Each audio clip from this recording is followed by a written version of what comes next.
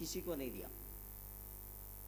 پروردگار عالم نے ہمیں جو مرتبہ دیا کسی کو نہیں دیا, ہمیں کو وہ ملا ہے, ساری انسانیت میں ہمیں کو ملا. وہ کیا ہے؟ پروردگار عالم نے فرمایا کنتم خیر امت اخرجت للناس, تم بہترین امت ہو, تم بہترین بندے ہو نہیں بولا, تم بہترین انسان ہو نہیں بولا. پروردگار عالم نے ہماری جو تعریف کیا, ہم کو جو سراہا ہے, ہمارے مرتبے کو جو بڑھایا ہے, ہم کو دیکھ کر کے نہیں کیا, ہمارے مرتبے کو رکھ کے نہیں فرمایا. اللہ تعالیٰ کا فرمان ہے کنتم خیر امتن, تم بہترین امت ہو. بہترین کیسے ہو گئے ہم؟ وہ کون سی چیز ہے ہمارے اندر آ گئی, کون سی بہتری ہے ہم نے پا لیا؟ ہم تو پل پل کے گناہ گار ہیں, پھر ہمارے میں بہتری کیسے آئی؟ جو نسبت سرکار دو عالم صلی اللہ علیہ وسلم سے ملی, جو غلامی کا پٹا ہمارے گلوں میں جو آ گیا, محمد رسول اللہ صلی اللہ علیہ وسلم کی غلامی جو ہم کو مل گئی, تو اس غلامی کا صدقہ ہم کو ملا کہ اللہ تعالیٰ ہماری تعریف کرنے لگا کنتم خیر امت اخرجت للناس. ساری انسانیت میں, چاہے وہ آدم علیہ السلام کے زمانے سے لے کر عیسیٰ علیہ السلام اور قیامت تک آنے والی جتنی انسانیت ہے, وہ تمام انسانوں میں, انہیں بادشاہ وقت بھی کیوں نہ ہو, اور بڑے سے بڑا کیا کہتے ہیں عہدیدار یا مالدار یا جو کچھ بھی ہو, فن والا بھی کیوں نہ ہو, اس کا کوئی مقام نہیں ہے کائنات میں, نہ اللہ کے پاس ہے نہ کائنات میں ہے. اب ہم کیونکہ ہم جو مسلمان ہیں, فی زمانہ ہمارے قلب و نظر پر, ہمارے دل و دماغ پر دنیا چھائی ہوئی ہے, ہمارے دل و دماغ پر دنیا چھائی ہوئی. ہم دنیا داروں ہی کو دیکھتے, دولت والے کو دیکھا تو بڑا سمجھ گئے, عہدے والے کو دیکھا تو بڑا سمجھ گئے, طاقتور کو دیکھا تو بڑا سمجھ گئے. یہ ہماری کمزوری ہے. جو ایمان والا ہوتا ہے, جو نور محمدی صلی اللہ علیہ وسلم کا رکھنے والا ہوتا ہے, یا جو فیضان نور محمدی صلی اللہ علیہ وسلم سے جو مالا مال ہوتا ہے, انہیں اس کو خاطر میں نہیں رکھتا. اس کا معنی یہ نہیں بے عزتی کرتا کیا لوگوں کی, نہیں, بے عزتی نہیں کرتا. اس کا جو یعنی ظاہر میں اس کے ساتھ جو سلوک کرنا ہے اسمانین سلوک کرتا ہے, لیکن اس کے اثر کو, اس کے عہدے کو, اس کی دولت کو, اس کی معتبری کو دل میں آنے نہیں دیتا. یہ فیضان نور محمدی صلی اللہ علیہ وسلم ہے. اس وجہ سے ہم کہتے ہیں کہ اللہ والوں کی صحبت میں عنایت فرمائے. اللہ والوں سے ملتا کیا ہے؟ اللہ والے کی صحبت سے ملتا کیا ہے؟ اللہ والا اسی کو بولتے ہیں. آج ہم بہت سو کو اللہ والے بولتے ہیں, اللہ والے ہیں, لیکن اللہ سے دور کرتے. کیا کوئی آئے یا جائے اس سے کوئی تعلق نہیں, وہ تو دل کو پکڑ کے بیٹھتے ہیں. کیونکہ جب سرکار دو عالم صلی اللہ علیہ وسلم عالم نور میں تھے, باطن سے اپنے فیضان سے مالا مال کیا تمام انبیاء علیہ السلام کو, تمام کائنات کو. جب آپ صلی اللہ علیہ وسلم عالم نور سے ظہور میں آئے اس عالم میں, تو اپنے فیضان سے مالا مال کیا. واقعات ہمارے سامنے ہیں. حضرت دائی حلیمہ رضی اللہ تعالی عنہ جب آتی ہیں, تنگ دستی میں ان کی زندگی گزرتی رہتی ہے, کھانے کو محتاج تھی. آپ کا سینہ مبارک, مختصر کرتے چل رہا ہوں میں, آپ کا سینہ مبارک دودھ سے سوکھ گیا تھا. جو آپ کے لخت جگر تھے انہی کو دودھ میسر نہیں آ رہا تھا. پھر آپ کی اونٹنی لاغر تھی, کمزور تھی, قافلے کے ساتھ نہ دے رہی تھی. پوچھنے پر یہ کہنے لگی تم آگے نکل جاؤ, کیونکہ میری اونٹنی نحیف ہے, کمزور ہے, اس کو غذا صحیح نہیں ملی, اس وجہ سے وہ قافلے کا ساتھ نہیں دے سکتی. تم آگے نکل جاؤ, میں پیچھے آ جاؤں گی. تو جب حضرت دائی حلیمہ رضی اللہ تعالی عنہ جب آتی ہے مکہ معظمہ میں, قافلے والے جتنے لوگ جو پہلے پہنچ چکے تھے, وہاں کے مالداروں کے بچوں کو گود لے لیتے ہیں دودھ پلانے کے لیے, وہاں کے اس دور کے دستور کے اعتبار سے. جب آپ پہنچی, جس گھر پر پہنچتی ہے, جواب یہی ملتا ہے کہ ہمارا بچہ ہم نے دے دیا. جہاں جہاں آپ کو اطلاع ملتی یہاں ایک بچہ ہے, یہاں یعنی دودھ پلانے والا بچہ ہے, جہاں اطلاع ملتی جہاں کہیں پہنچتی آپ کو یہی اطلاع ملتی کہ ہمارا بچہ ہم دے دیا. اور پھرتے پھرتے جب ایک در پر پہنچی جو رحمت کا ہے، تو وہاں سے یہ جواب آیا، ہاں ہمارے پاس بچہ تو ضرور ہے لیکن غریب ہے اور یتیم ہے، اور اس کی خدمت پر تمہیں معاوضہ کچھ نہ ملے گا. اب یہ جو بچہ جس کو غریب اور یتیم کہہ کر کے سمجھ کے چھوڑ گئے تھے، گود میں نہیں لیا تھا، وہ حضرت دائی حلیمہ رضی اللہ تعالی عنہ کے حصے میں تھا.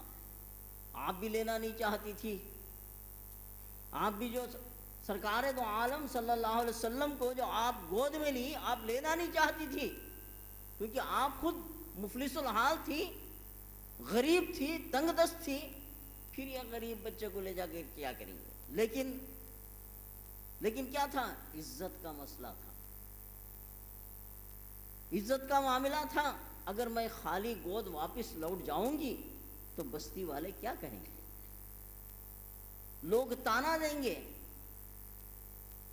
تو میاں آپ شوہر سے مشورہ کرتی ہیں، اے میرے سرتاج، کیا آپ کا کیا مشورہ ہے، آپ کا کیا حکم ہے؟ اب لے دے کے ایک ہی بچہ بچ گیا ہے ہمارے لیے، اور پھر اس کا حال یہ ہے اور ہم اس حال میں ہیں، آپ کیا فرماتے ہیں؟ اور میں یہ سمجھتی ہوں اگر میں خالی گود واپس چلے جاؤں گی تو لوگ مجھے تانا دیں گے، شرمندگی ہوگی اور بے عزتی ہوگی. تو شرمندگی اور بے عزتی کے خوف سے حضرت دائی حلیمہ رضی اللہ تعالی عنہ نے سرکار دو عالم صلی اللہ علیہ وسلم محمد رسول اللہ صلی اللہ علیہ وسلم کو اپنے گود میں لیا. واقعات میں بات آتی ہے کہ جیسے ہی سرکار دو عالم صلی اللہ علیہ وسلم کو آپ نے گود میں لیا، وہ جو سینہ آپ کا دودھ سے سوکھا ہوا تھا، دودھ سے ابھر آتا ہے، بھر آتا ہے. اور آپ فرماتی ہیں، میرا سینہ جو بھوک اور پیاس کی وجہ سے، کھانا نہ ہونے کی وجہ سے جو دودھ سے سوکھ گیا تھا، یہ وہ بچے کی برکت ہے کہ میرا سینہ ابھر آیا، میں اپنے بچے کو بھی دودھ پلانے لگ گئی، یعنی میرا بچہ بھی شکم سیر پیٹ بھر کر کے دودھ پینے لگا اور میں یہ بچے کو بھی دودھ پلا لیتا. تو دوستوں اور بزرگوں، یہ دودھ آیا کیسا جبکہ آپ کا سینہ سوکھا ہوا ہے؟ اور پھر فرماتی ہے، جو اونٹنی لاغر تھی، کمزور تھی، بیمار جیسی تھی، جیسے اس طرف تمام اللہ کی رحمتوں کو نچھاور کرتے ہوئے جاتا، کیونکہ رحمت للعالمین آپ کی ذات ہے، رحمت للعالمین آپ کی ذات گرامی ہے، پروردگار عالم رب العالمین ہے. اس ربوبیت کے فیضان کو اگر پہنچانا ہے تو رحمت ہی کے ذریعے سے ملتی، رحمت ہی کے ذریعے سے ملتا ہے وہ ربوبیت کا فیضان. تو دوستوں اور بزرگوں، ہم میلاد النبی کے جلسے میں اب یہ کہتے ہیں کہ میں بات ایک شروع کرنے لگا، یعنی یہ بات میں کہنا چاہتا ہوں کہ سرکار دو عالم صلی اللہ علیہ وسلم کی میلاد کی خوشی تو ہمارے لیے منانا چاہیے. کیوں؟ وجہ کیا ہے؟ ہم کو جو مرتبہ ملا، ہم کیئر آف پلیٹ فارم تھے. آپ صلی اللہ علیہ وسلم کا کیا مرتبہ ہے کائنات میں اور اللہ کے پاس. تو سرکار دو عالم صلی اللہ علیہ وسلم نے اس یہودی کو بلایا، کہا کہ بھائی ٹھہر، کیا بات ہے؟ میں اس کو شکار کر لیا، یہ میرے پنجے میں آ گئی، میرے قبضے میں آ گئی، لہٰذا میں دے جا رہا ہوں. تو آپ نے فرمایا، یہ ہرن مجھ سے یہ کہہ رہی ہے کہ اس کا چھوٹا بچہ ہے، جنگل میں چھوٹے بچے ہیں اس کے، یہ اپنے بچوں کو دودھ دے کر کے واپس آئے گی، تو اس کو چھوڑ دے. عقل کام نہیں کرتی، عقیدہ کام کرتا ہے. آج ہم عقل سے کام لیتے ہیں، عقیدہ چھوڑ دیے.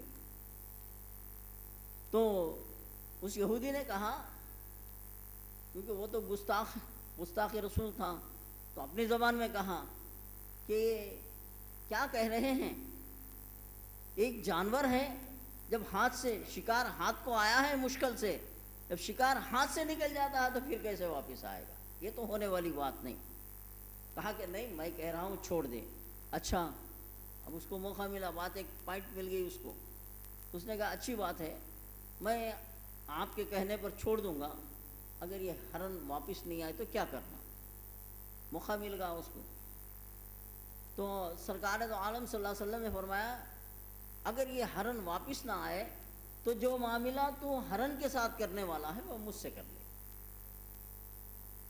موقع اچھا مل گیا، کیونکہ سرکار دو عالم صلی اللہ علیہ وسلم کے خاندان کی معتبری کی وجہ سے آپ صلی اللہ علیہ وسلم کو کچھ نقصان پہنچانا یا تکلیف دینے سے ڈرتے تھے. اب ہاتھ کو آ گیا موقع. تو اس اسنا میں ادھر صحابہ بھی جمع ہو گئے، ادھر کیا کہتے ہیں اس کے لوگ بھی جمع ہو گئے. بات چل رہی تھی. اس نے کیا کہا اچھی بات ہے میں چھوڑ دیتا ہوں. وقت کیا ہے اس کا، پیریڈ کیا ہے، کب تک واپس آنا؟ سورج غروب ہونے تک واپس آ جانا. اگر سورج غروب ہونے تک وہ ہرن واپس نہ آئے تو جو معاملہ ہرن کے ساتھ کرنے والا ہے یہودی، وہی معاملہ آپ صلی اللہ علیہ وسلم کے ساتھ کرے گا. تو ہرن کو چھوڑ دیا. اب وہ ہرن جنگل میں چلی گئی. انتظار کر رہے ہیں، ادھر صحابہ ہے، ادھر وہ لوگ خوشیاں منا رہے ہیں. یہاں صحابہ کیا کہتے ہیں مولا تعالیٰ سے لو لگائے ہوئے ہیں، یہ رحمت اللہ علیہ ہمارے آقا ہیں، اے پروردگارا تو رحم نہیں کرا تو کیسے. تو بہرکیف اب وقت قریب ہوا، سورج غروب ہونے کو ہے. میں مختصر کر رہا ہوں، سورج غروب ہونے کو ہے، ہرن کا پتہ نہیں چل رہا ہے. تو وہ یہودی اپنی پوری تیاریاں کر لیا. یہودی پوری تیاری کر لیا کہ آپ صلی اللہ علیہ وسلم کے گردن مبارک میں اب رسی ڈالنے کو ہے. ڈالنے کے لیے تیار بھی ہو گیا، ہاتھ بھی اڑ گیا. تو دور سے کہیں دھول اڑتی ہوئی نظر آئی. تو کہا کہ کچھ دھول اڑ رہی ہے، کچھ گرد اڑ رہی ہے، دیکھیں گے کیا ہے. اس کے چند لوگ یہ کہنے لگے کہ نہیں ٹائم تو ہو گیا، اب ہم کام اپنا کر لیں گے. انہی میں سے اللہ تعالیٰ جن کو صلاحیت دیا کہنے بھائی دیکھ تو لیں گے، کیونکہ ان کو یقین تھا جانور ہاتھ سے نکلنے کے بعد واپس کیسے آئے گا، ہم دیکھ تو لیں گے. جب انتظار کیے تو اس میں سے ہرن، وہ دھول میں سے ہرن باہر آئی. اس کے ساتھ 2 بچے تھے، اس کے ساتھ 2 بچے تھے.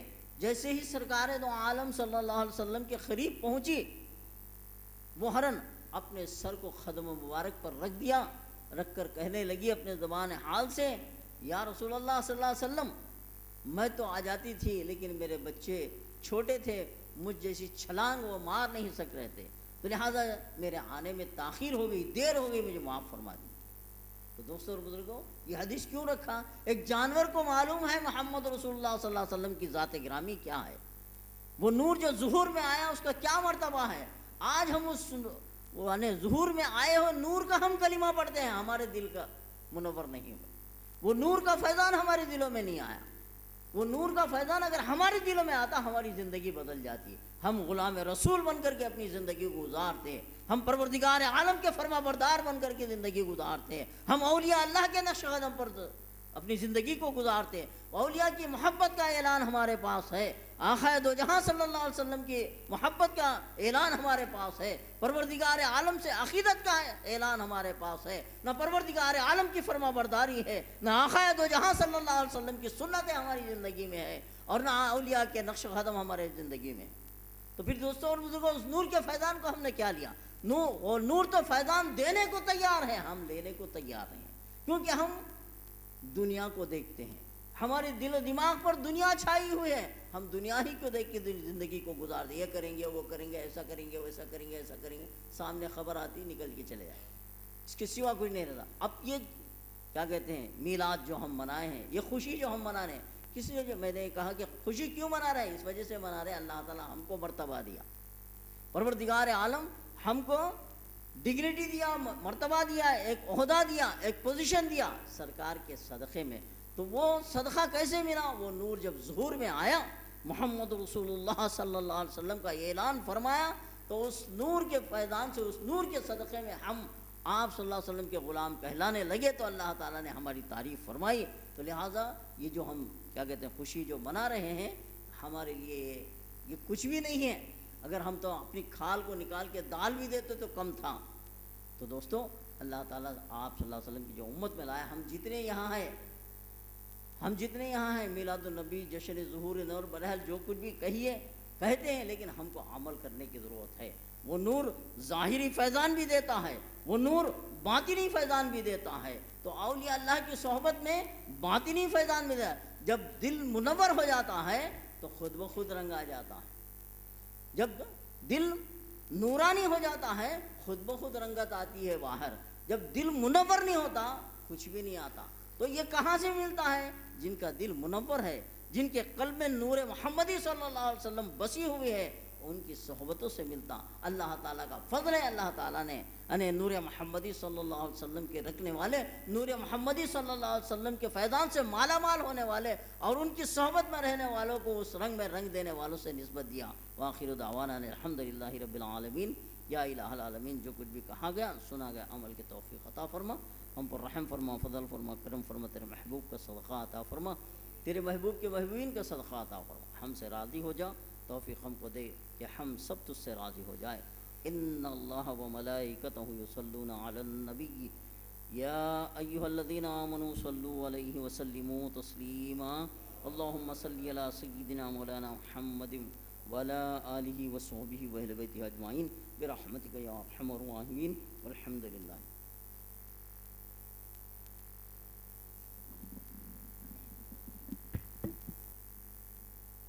الحمد لله نحمده ونستعينه ونستغفره ونؤمن به ونتوكل عليه ونعوذ بالله من شرور أنفسنا ومن سيئات أعمالنا.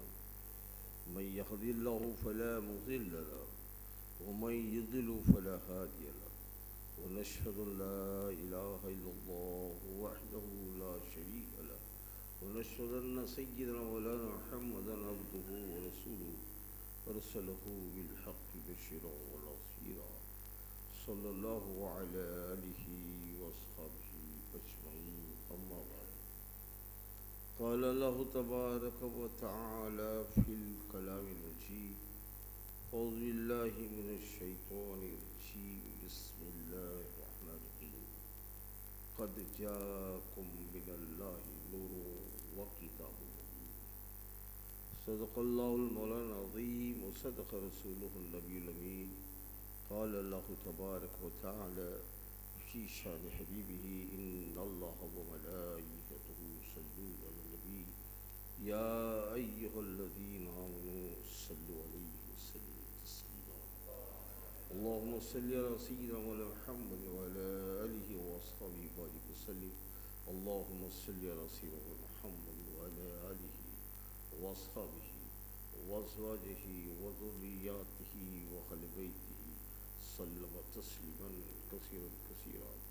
اللهم صل على سيدنا مولانا محمد النبي الأمي وعلى آل سيدنا مولانا محمد النبي الأمي الذي قررت البركة بذات محياه وتأتت الأوان بطيب ذكره وريا.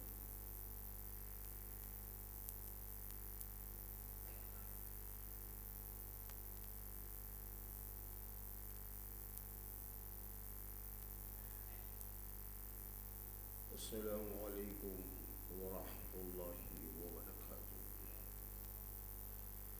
بزرگان ملت،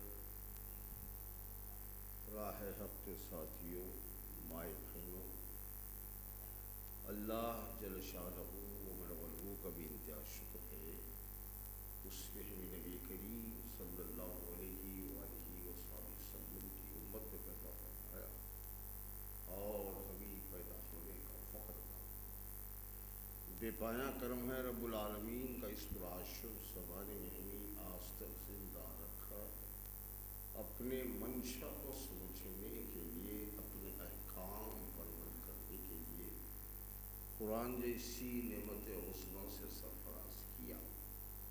ساتھ ہی ساتھ پروردگار عالم نے ہم کو اولیاء اللہ سے نسبت دی اور انہی اولیاء کی نسبت ہی کا یہ صدقہ ہے کہ ہم بھی آپ صلی اللہ علیہ وسلم کی ولادت و سعادت میں شریک ہیں اور ہم بھی جمع ہیں. دعا ہے اللہ تعالیٰ سے کہ ہم جیسے کمینے، گنہگار، سیاکار، بدکار تیرے محبوب کی آمد کی ہم کیا خوشی بنا سکتے ہیں.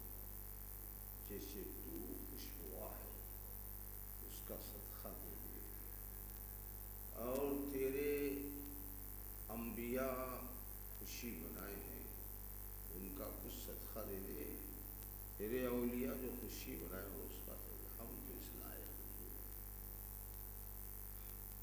ہم تو صرف نقل کر کے چلنے والوں میں سے ہیں۔ آئیے دوستو، ولادت با سعادت آپ صلی اللہ علیہ وسلم کی لوگوں نے بیان کیا، مختصر سی۔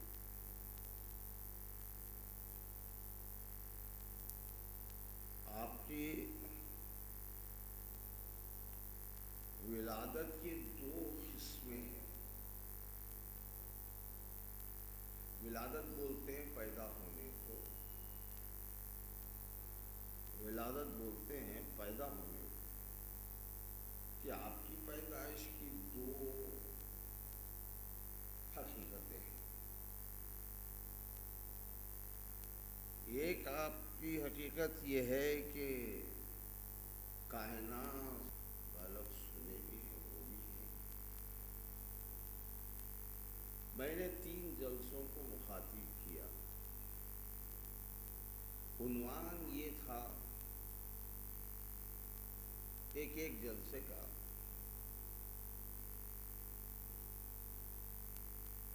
کہ آپ صلی اللہ علیہ وسلم نور ہے تو کیسے۔ پھر ایک جلسے کا عنوان یہ رہا آپ صلی اللہ علیہ وسلم عبد ہے سو کیسے۔ پھر ایک جلسے کا عنوان یہ رہا کہ آپ صلی اللہ علیہ وسلم رسول ہے تو کیسے۔ میرے شیخ حاجی مقام بحیات تھے، انہوں نے یہ عنوان دے کر مجھے بھیجا، بے سر و سامانی میں یہاں آیا، نہ مطالعے کے لیے کوئی کتاب ہے، نہ اتنا علم ہے، اتنے بڑے جلسوں کو کیسے مخاطب کروں۔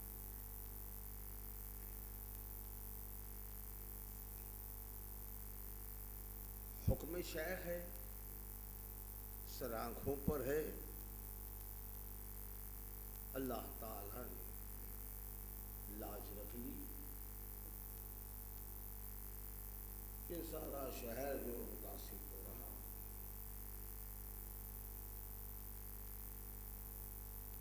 اب وہ 30 سال کے بعد آج بھی پھر ولادت با سعادت وہی بولا جا رہا ہے، جشن ظہور نور کے عنوان سے ہم جمع ہیں۔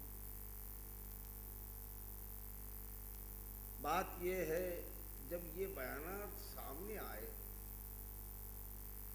بعض لوگوں کو حسد ہوا، انہوں نے اپنے حسد کی بنا پر کچھ رکاوٹیں ڈالی۔ بعض لوگ ایسے بھی ہیں، حسد تو نہیں ہوا مگر بات تو ایسی بولی گئی ہے کہ ضرور اس پر عمل کرنا ہی پڑتا ہے، نہیں کیا ہے۔ ایک دیرینہ دشمن ہے سب جانتے ہیں، ایک دیرینہ دشمن ہے ہمارا سب جانتے ہیں۔ ظاہر ہے دشمن ہمیشہ اپنی دشمنی کو جو ہے روب عمل لائے گا، روب کار لائے گا، مگر افسوس اس بات کا ہے ہم کو معلوم ہے کہ ایک دشمن ہے، صرف دشمن ہے کا معنی ہے، وہ کیسا ہے، وہ کرتا کیا ہے، وہ کہاں رہتا ہے، ہم کو سب پتا ہے۔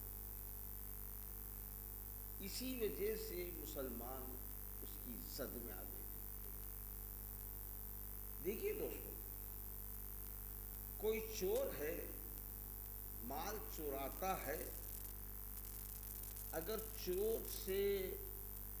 کی چال سے اس کے حرکات و سکنات سے آپ اگر واقف ہو جاتے تو ضرور جو اپنے مال کی حفاظت کرو.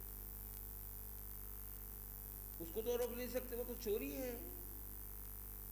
اپنے مال کی حفاظت کر لیے تو وہ خود چلے جاتا. دیکھو آپ راستہ چلتے ہیں